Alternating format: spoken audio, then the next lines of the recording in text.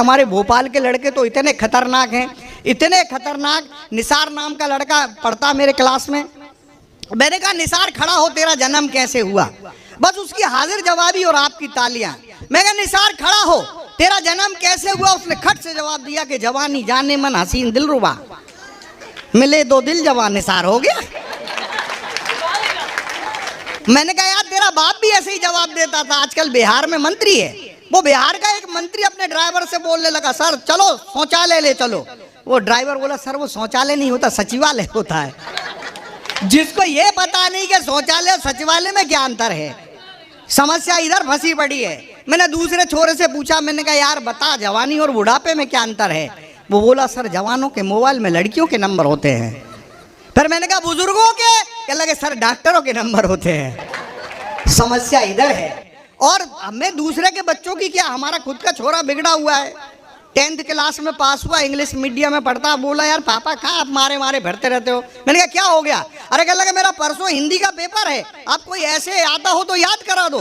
तो साहब सर मैं आपको कसम खा के कहता हूँ मीनू शर्मा जी की मैंने पहली से पोस्ट ग्रेजुएशन गाय के निबंध सही कर ली। हमारे यहाँ एमपी में एक ही निबंध आता था। मैंने कहा तू भी लिख, गाय एक उपयोगी पशु है, उसके 4 पैर होते हैं, 2 सींग होते हैं, गाय घास खाती है, गाय कई प्रकार की होती है, काली पीली सफेद चितकबरी गाय अच्छे प्रकार की होती है। वो बोला यार पापा ये तो ठीक है, किसी और जानवर पे निबंध आ जाए तो? अबे मैंने कहा तू कवि का लड़का है, तेरे में इतना अक्ल होना चाहिए। तू एक काम करना, गाय का नाम हटाना, उस जानवर का नाम चिपका देना। कमाल तो जब हो गया, मैं जब 3 दिन बाद घर पहुंचा, मैंने लड़के से पूछा बेटा पेपर हो गया? कह लगे पापा हो गया। कह लगे पेपर कैसा गया? कह लगे पापा एकदम झकास। मैंने कहा निबंध आया था? वो बोला आया था। मैंने कहा निबंध काय पे आया था? वो बोला बाप पे आया था। तालियां जोरदार बजना चाहिए। अबे मैंने कहा तूने क्या लिख दिया? पापा मैंने लिख दिया बाप एक उपयोगी पशु है, उसके 4 पैर होते हैं, 2 सींग होते हैं। सर कमाल तो हो गया, ये भी लिखा है कि बाप घास खाते हैं।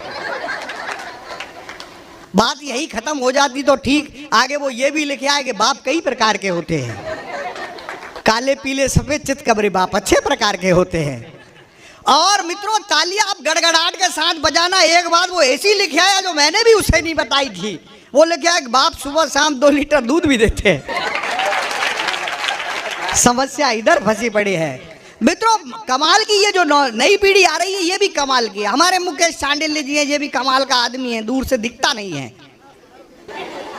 वो मेरे को चश्मा लगा, अभी परसों नरसों की बात है, मेरी पत्नी ने मुझसे कहा ये तुम चश्मा लगाते हो बंदर जैसे लगते हो। मैंने कहा मैं नहीं लगाऊंगा, तू मुझे बंदरिया जैसी लगेगी।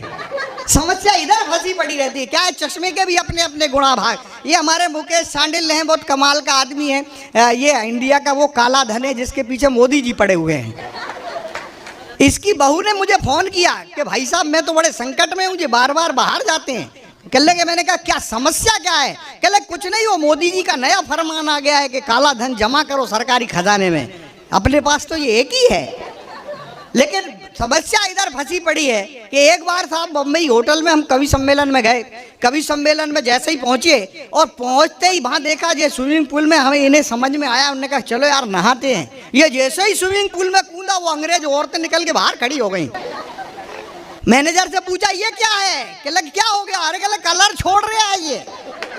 समस्या इधर फंसी पड़ी है। तो आइए दोस्तों, एक शानदार कवि को मैं आमंत्रित करना चाहता हूँ। बहुत जानदार कवि है। बस 4 पंक्तियां उनके सम्मान में पढ़ता हूँ कि जिस दिन से पड़ गया हूँ शादी के झमेले में, उस दिन से रो रहा हूँ किस्मत पे अकेले में। और पत्नी हमारी देखो एसी में सो रही है, सागर मियाँ पड़े हैं भैंसों के तबेले में।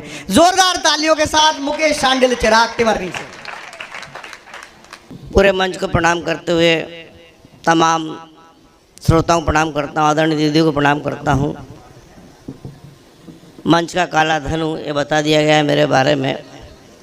और जैसे आयोजक को पता चला कि मुकेश सांडिल्य आने वाले 4 हेलोजन दिन में लगवा दिए कि दिन देखे कि नहीं देखे, कोई बात नहीं। मेरी प्रजाति के लोग कुछ बैठे हुए मैं उन्हें प्रणाम करता हूँ। और दीदी एक बार बताना चाहता हूँ, इस काले रंग में मेरा कोई दोष नहीं है। मफत लाल जी, इस काले रंग में मेरा कोई दोष नहीं है। इस काले रंग में मेरे गांव की महिलाओं का दोष है। हुआ यूं कि मेरी माँ को संतान सुख नहीं हो पा रहा था, तो गांव की महिलाएं मेरी माँ के पास आई, बोली भाभी जी आप ऐसा करो, शनि महाराज की आराधना करो।